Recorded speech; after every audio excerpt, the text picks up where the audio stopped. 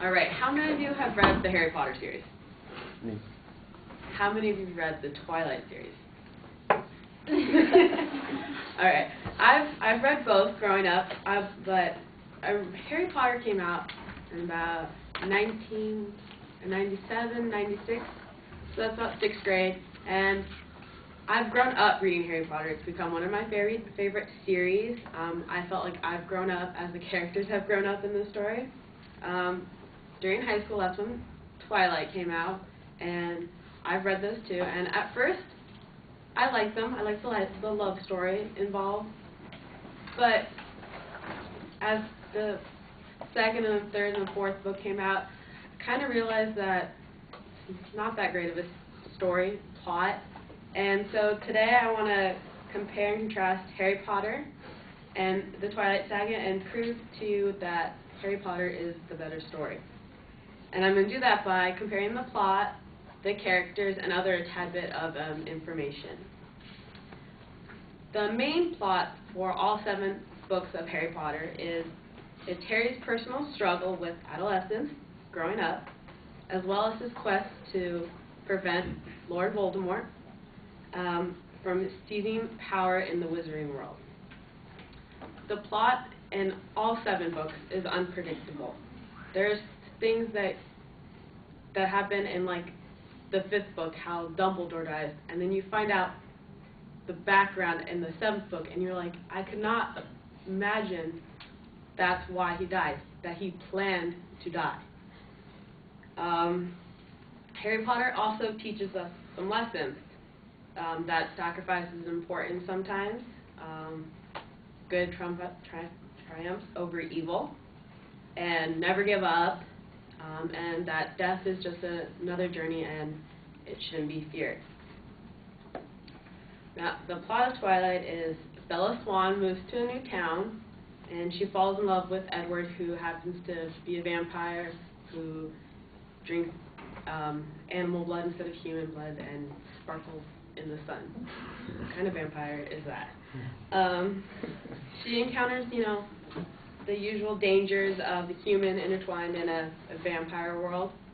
Some of her adventures include friendship with a werewolf, which later involves a little love triangle between Bella, Edward, and Jacob.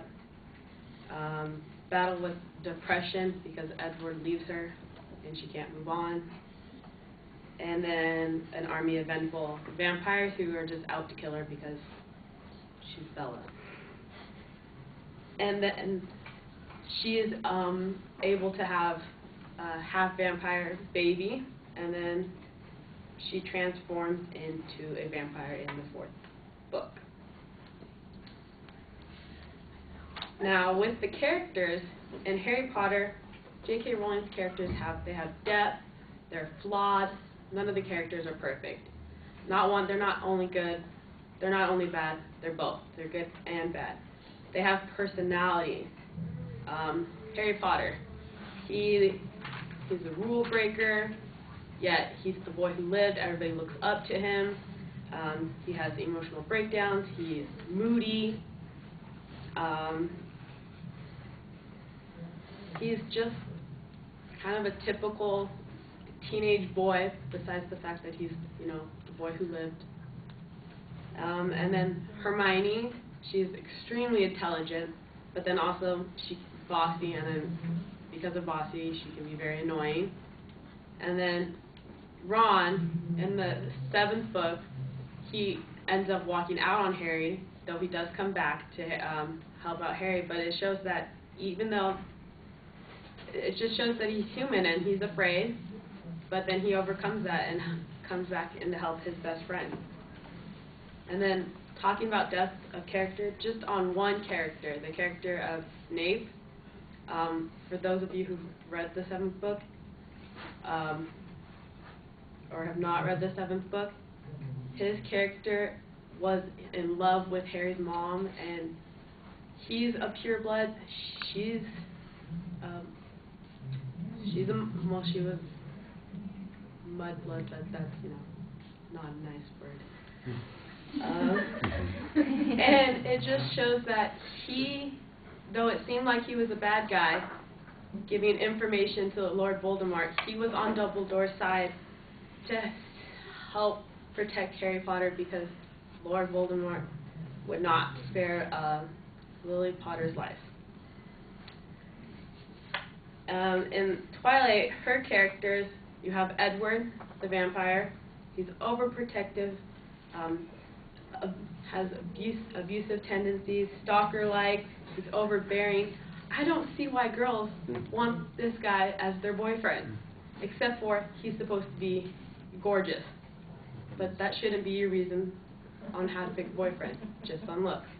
And then you have Bella, who's boring, whiny, clumsy, unable to stick up to herself, and is completely dependent on Edward. Mayer's characters lack depth. Because of this, they're too simplistic, and it gives the characters an unrealistic persona. The only time that there's a kind of a depth to the character is Edward's feelings for Bella. That, he loves her, but he's tempted to drink her blood, and it causes him pain because he can't drink her blood, and so on and so forth. But due to Mayer's lack of writing skills, she's not able to show this feeling to the deepest content. Now, some other tidbits that I find interesting about the Harry Potter series, J.K. Rowling created a whole new world with her wizarding world.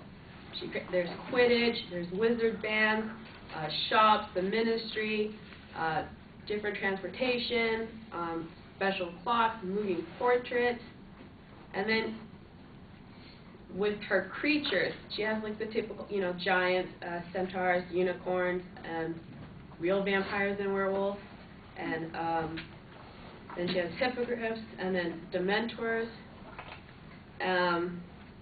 Another thing, she puts clues in previous books that sometimes you just overlook, and then when you get on to the next book, you're like, wait a minute, why does that seem familiar? Because it was mentioned before as like a foreshadowing for what's to come. In the Order of the Phoenix, which is the 5th book, there's a locket that is mentioned. That locket is very important in the 7th book, and it is one of the Horcrux, which helps defeat Lord Voldemort. Another example is in the 1st book, when they are in the train and they're eating the chocolate frogs and they have little cards, and it's Dumbledore on there, and it says Dumbledore was famous for defeating the wizard Grindelwald, and you don't find, you kind of just overlook it, but then he comes back and is a main character in the 7th, a main character in the story of Dumbledore in the 7th book. But that's a big gap from the 1st book to the 7th book. In Twilight, Mayer always uses the same comparison when it comes to Edward. He's hard and cold like granite. Every time he's mentioned, and then he's Adonis. Every time Edward. I think we get it. In all 4 books, it's mentioned.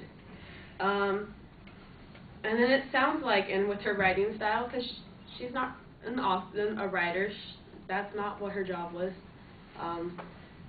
It sounds like she used the thesaurus to take small words and make them to have the big words so it sounds impressive, as like an attempt to hide her poor writing style.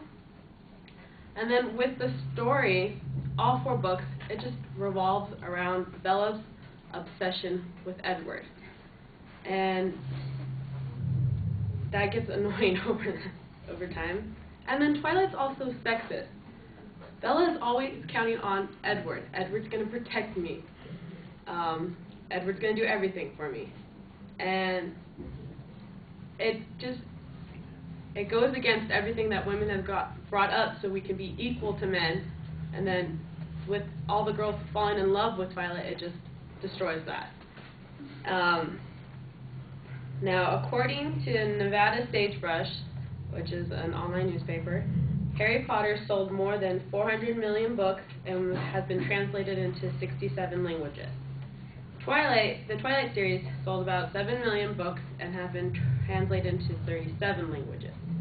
The Deathly Hallows, which is the 7th book, sold 15 million copies in the first 24 hours, which broke Barnes & Noble's record for having the most pre-sale order by having more than 500